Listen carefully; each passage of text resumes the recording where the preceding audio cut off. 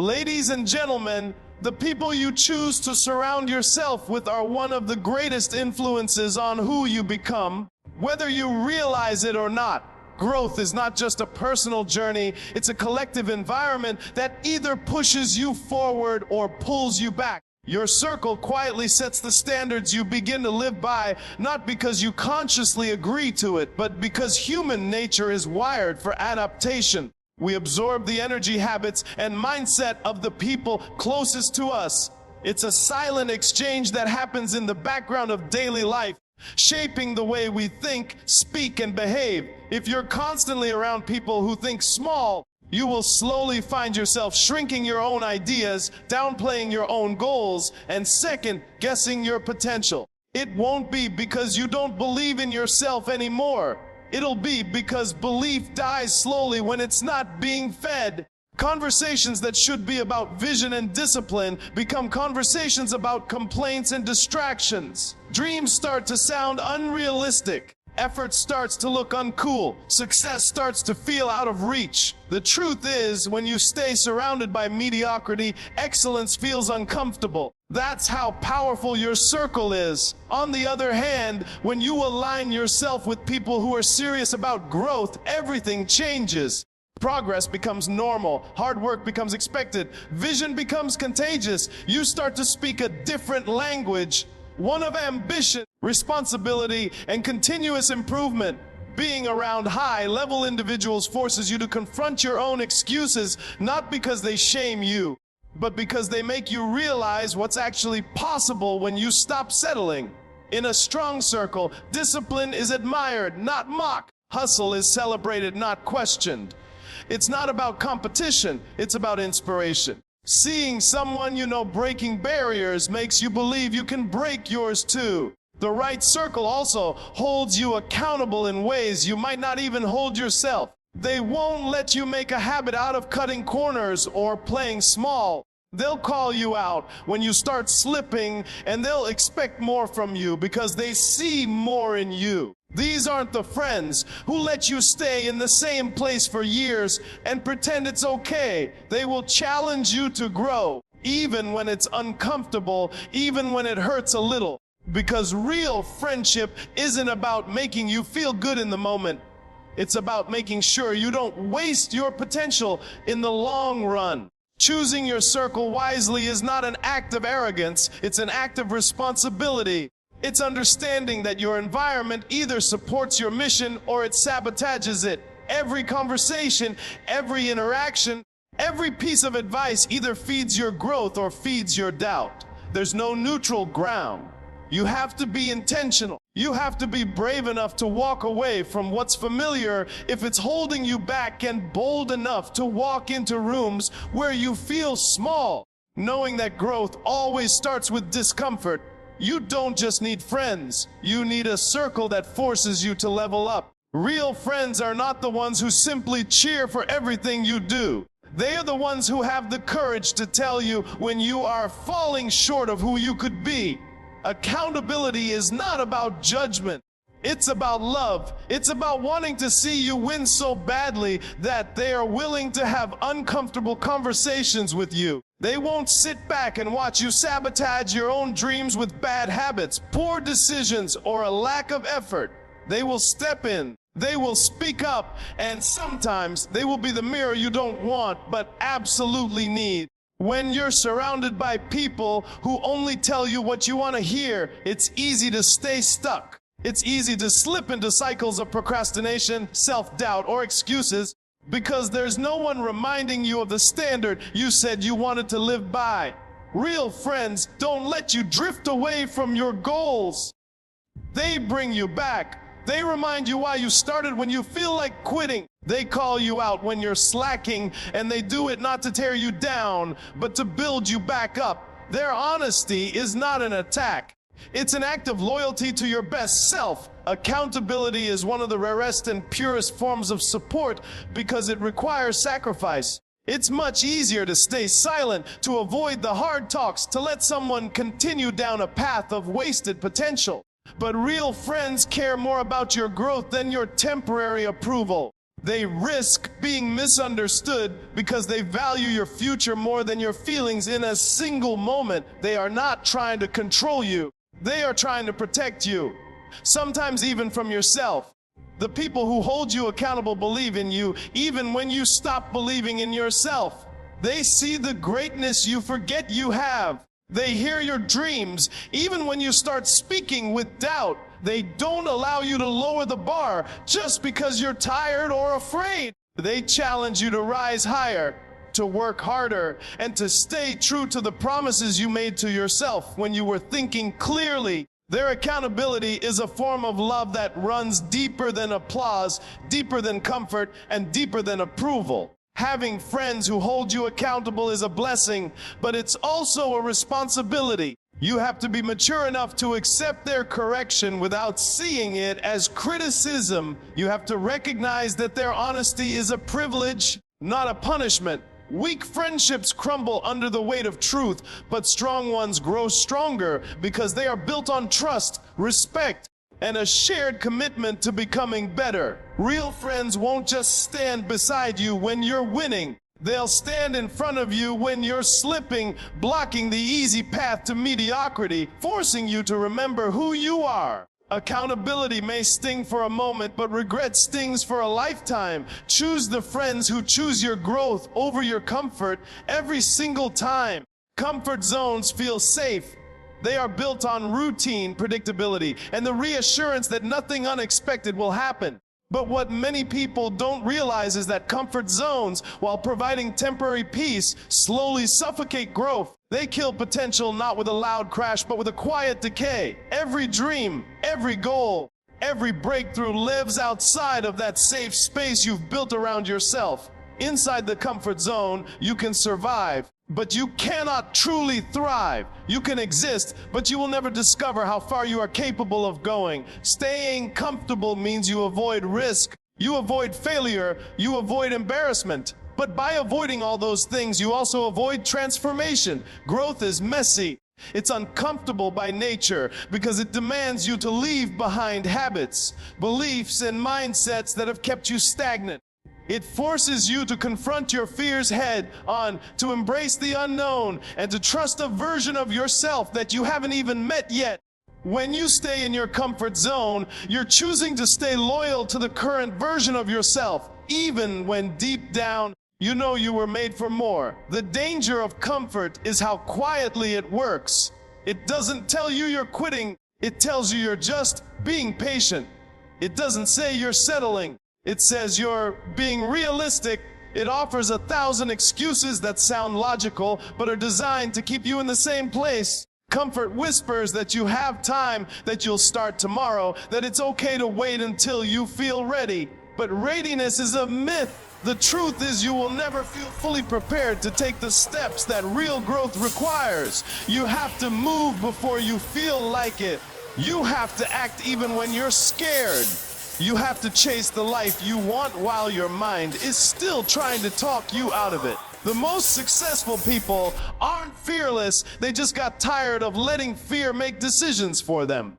They realized that everything they ever wanted, the fulfillment, the impact, the greatness, was sitting just beyond the walls of comfort. They understood that pressure creates diamonds, not safety, so they ran towards the discomfort, not away from it.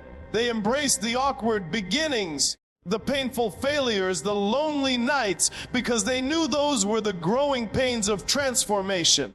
Every day you spend in your comfort zone is a day you're delaying the life you say you want. Potential doesn't die from a lack of talent. It dies from a lack of courage. It dies every time you say, maybe later, instead of, why not now? It dies every time you choose what's easy over what's necessary. Comfort is a slow death. And the worst part is that most people don't even realize it's happening until they wake up one day full of regret for the chances they didn't take. Your potential is waiting for you, but it's waiting outside your comfort zone. In any journey toward growth, balance is everything. It's important to celebrate wins, no matter how big or small, because every step forward deserves recognition. Wins are fuel. They remind you that progress is possible, that effort matters, and that momentum is real. Acknowledging victories builds confidence, and confidence builds courage for the next challenge. When you take a moment to appreciate how far you've come, it strengthens your belief that you can go even further. Celebrating wins creates positive energy, and positive energy multiplies motivation. It reminds you why you started and pushes you to keep moving when the next mountain looks too high. But growth doesn't just come from celebration, it comes from correction too. Wins tell you what to repeat, but mistakes tell you what to fix. Ignoring mistakes because you're too focused on celebrating is like driving a car faster without noticing the engine light is on. Eventually, the things you ignored will catch up to you. Correction is uncomfortable, but it's essential.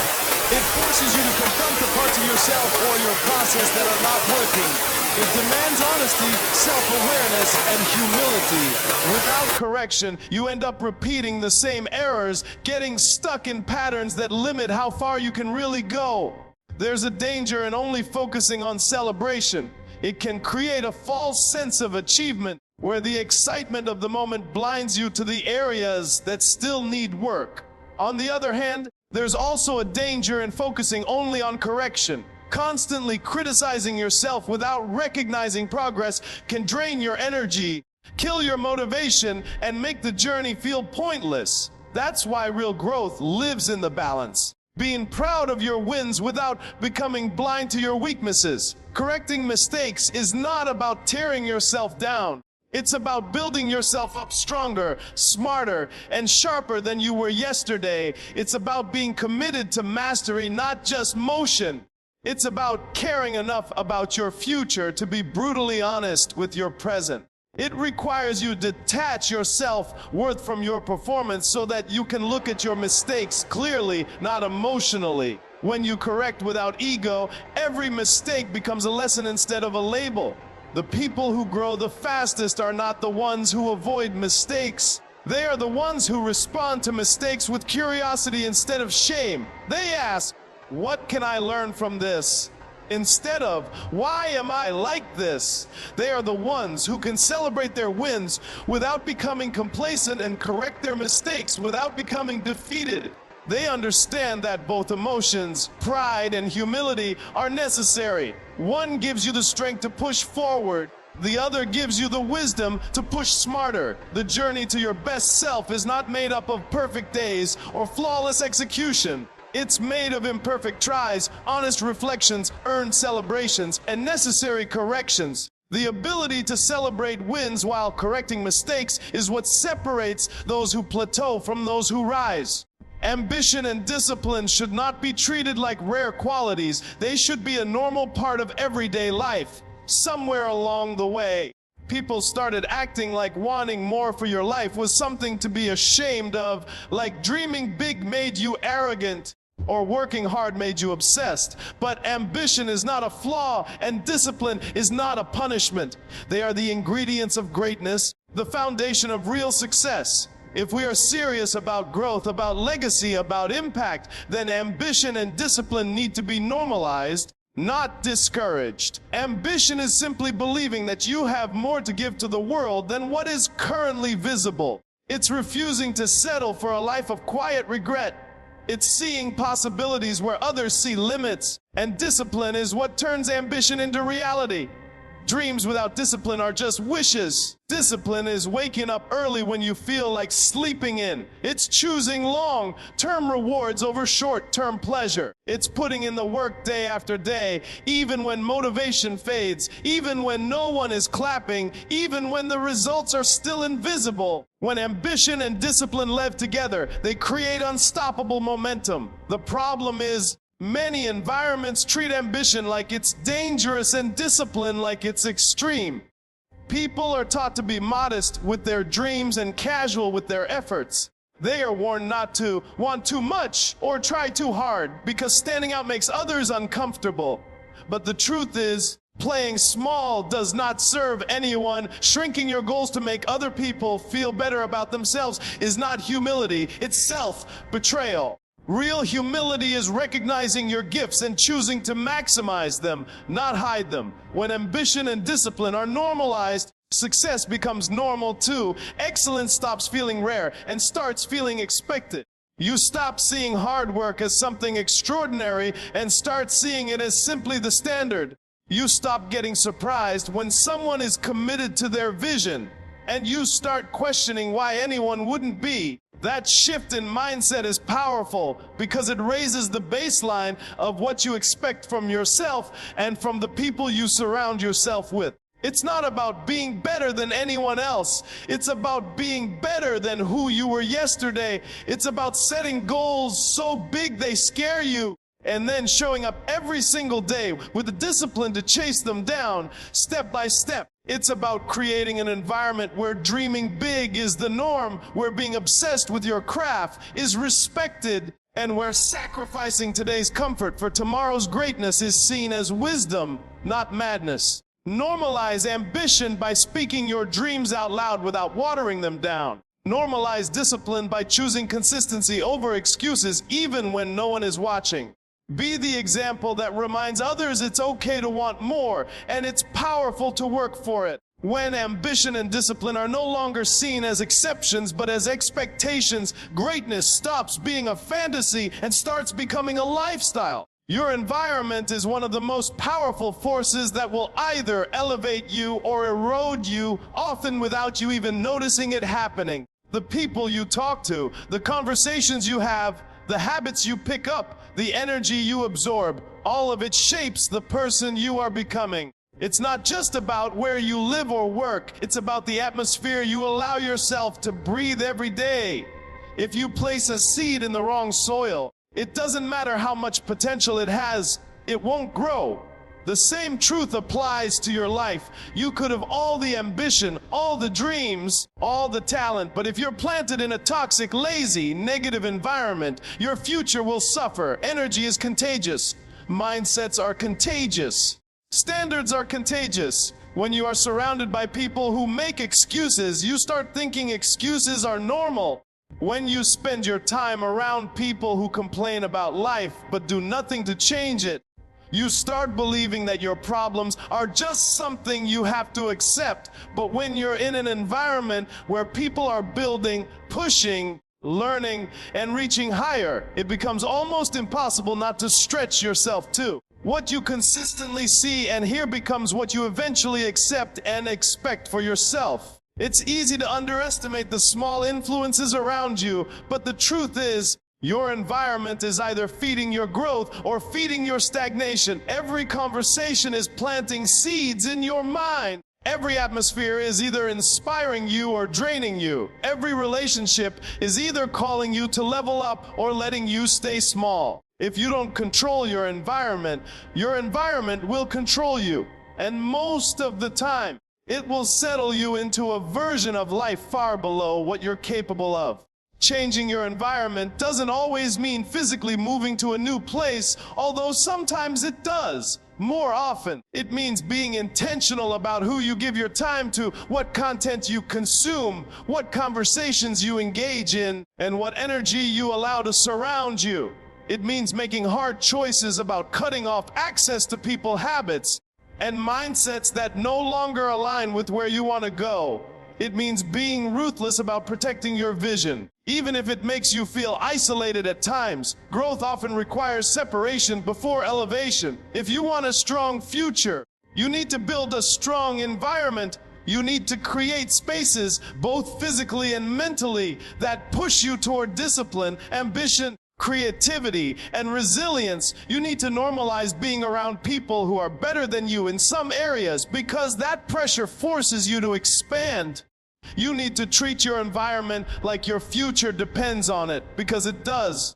You cannot build a legacy while living in spaces that encourage comfort, laziness, and mediocrity. Your environment will either be the wind in your sails or the anchor holding you back. Choose it wisely, because sooner or later, it becomes the life you live. So protect your environment like you protect your dreams. Surround yourself with people who challenge you, places that inspire you, and energy that reminds you who you're meant to be. Because in the end, your environment isn't just where you live, It's the foundation of the future you're building. And if you want to build something legendary, you have to start by planting yourself in the right soil. Choose it wisely. Your future depends on it.